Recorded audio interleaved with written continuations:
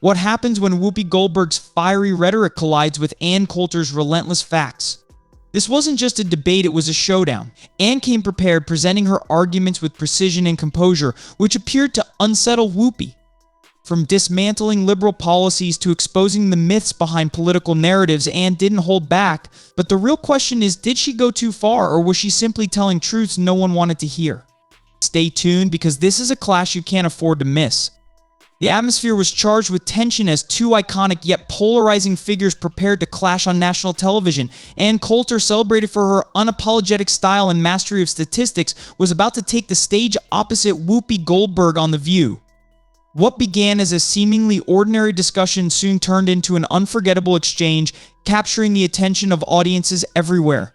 Whoopi, known for her bold opinions and fiery rhetoric, stepped into the debate ready to wield her usual strategies, using impassioned arguments laced with pointed racial commentary. Yet Ann was no stranger to such confrontations. She arrived with a calm demeanor, armed with data and an unyielding confidence that immediately shifted the dynamics of the discussion. From the very beginning, it was clear that this wasn't going to be a simple conversation. It was shaping up to be a battle of ideologies. Things took a sharp turn when Whoopi brought up Ann's most recent book, her voice laced with sarcasm and her intent crystal clear. "You've been rather outspoken about race and politics," she began, her tone dripping with skepticism. "Care to explain what you really meant in this book?" Unfazed by the pointed question, Ann leaned back in her chair, the picture of composure. She didn't flinch or rush to defend herself. Instead, she replied with an unshakable clarity, "Absolutely, Whoopi. What I mean is exactly what I wrote."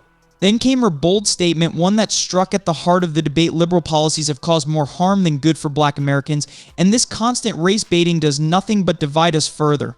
Her words left the room in stunned silence as they processed the weight of her claims. Whoopi's trademark smirk flickered, hinting at a rare moment of unease. But true to her style, she quickly recovered and countered with a passionate, emotional rebuttal, accusing Ann of reducing a deeply complex issue to mere sound bites. Ann, however, wasn't there to trade emotional blows. She allowed Whoopi to finish before delivering a measured and cutting response. With laser focus, she challenged Whoopi's arguments, addressing the core of the issue with data-driven precision. "If you're going to discuss race," Ann said, her voice steady, "then at least get the facts straight. You claim liberal policies have helped, but let's look at the real outcomes. Welfare dependency has soared. Crime rates are through the roof in Democrat-controlled cities." In that moment, Ann's calm yet unrelenting approach seemed to dismantle the emotional defenses Whoopi had erected. The audience, normally quick to cheer Whoopi's statements, was left in an unusual quiet, as if absorbing the weight of Ann's arguments.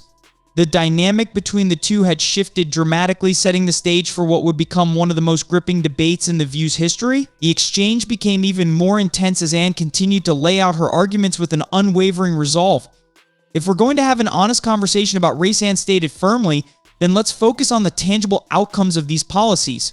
She pointed to welfare dependency, which she claimed had spiraled out of control, and highlighted alarming crime rates in Democrat-controlled cities. "These aren't just talking points," she asserted, her voice steady yet piercing. "These are measurable impacts." Whoopi, clearly flustered by the mounting pressure, shot back with a personal dig. "And what do you know about being Black, Ann?" "You can't possibly understand," she retorted, attempting to shift the focus from policies to identity. But Ann was ready, her response cutting through the deflection like a knife. "This isn't about me or you, Whoopi, it's about policies and their results," she replied without missing a beat. "The numbers don't lie, even if some would rather ignore them." The studio audience audibly gasped at Ann's sharp retort, a rare moment where Whoopi's usual approach seemed to falter. Her go-to strategy of framing the debate around racial identity wasn't landing as effectively this time. The tension in the room was palpable as the two women continued their verbal duel, a back-and-forth exchange that resembled a game of verbal chess. In an attempt to regain control, Whoopi pivoted the conversation to historical injustices, bringing up the controversial Southern strategy narrative to accuse Republicans of perpetuating systemic racism. But Ann was more than prepared for this line of attack. "Actually, Whoopi," she said, holding her ground with confidence, "the Southern strategy is a complete myth.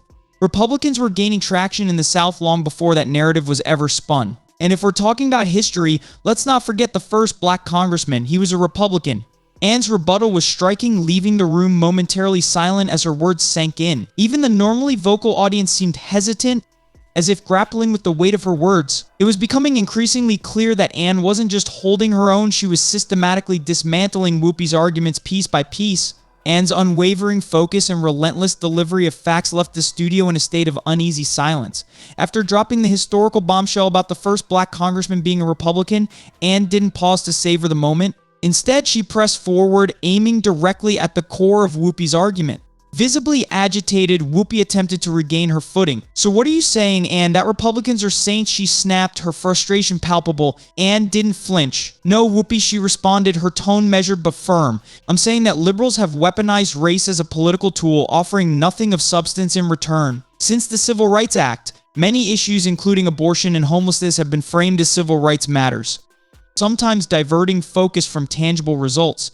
But where are the results? How does that actually help black Americans?" This sharp critique struck a nerve. The audience, typically quick to rally behind Whoopi, hesitated. Even the panel members exchanged uneasy glances, seemingly unsure how to react.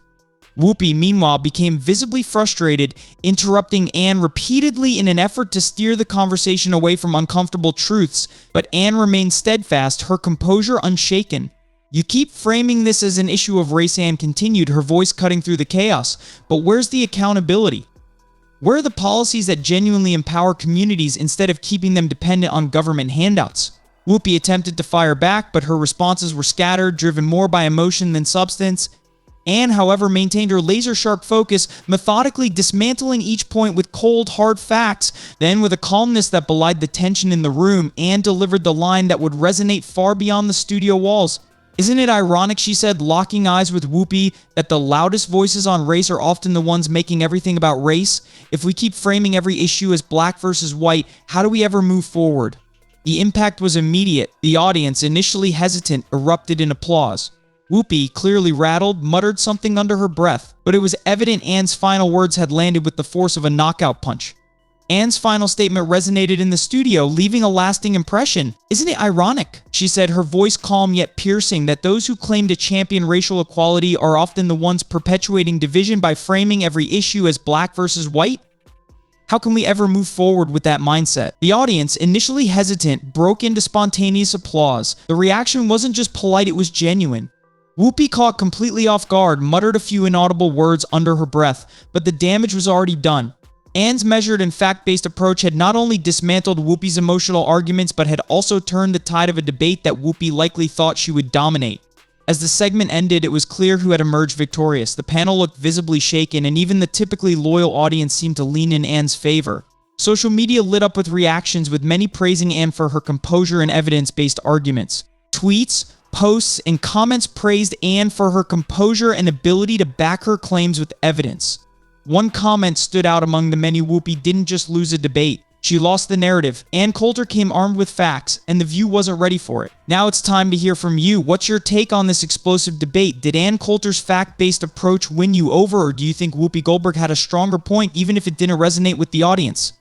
Drop your thoughts in the comments below. Whose side are you on in this fiery exchange? And don't forget to subscribe and hit the bell icon so you never miss out on more breakdowns of the biggest moments in entertainment and politics.